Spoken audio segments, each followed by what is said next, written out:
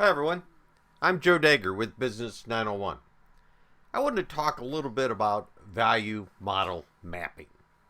Anyone that has worked with me for more than an hour or so has seen me address customer behaviors and understanding what makes them tick.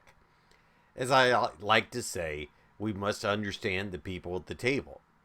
The tool that I've always used in the past in sales conversations was Bain's Rapid framework example.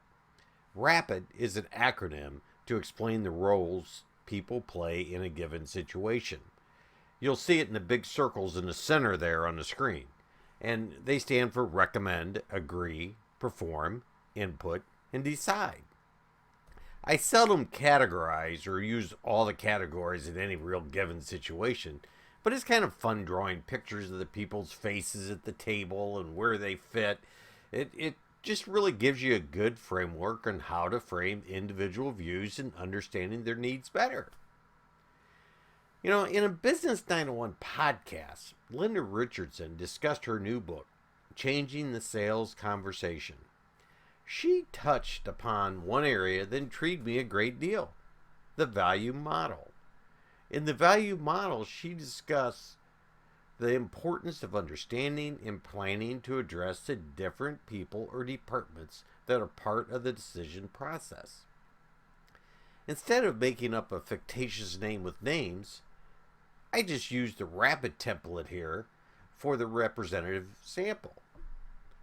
After reading the book, and what I would recommend mapping out at each department is based on these 5 factors: the challenge, the problem to be solved, the outcome, define the impact of the outcome, proof of success, the metrics, the success story, the financial proof of it, implementation, so we can review roles and times and frames of what's going to happen, and then gain the client agreement.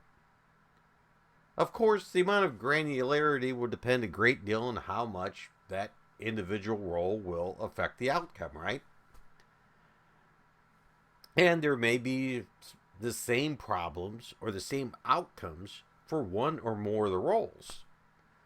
What I took from the book is that these should be done somewhat in this order, but without mapping this out, you can leave yourself at a significant disadvantage.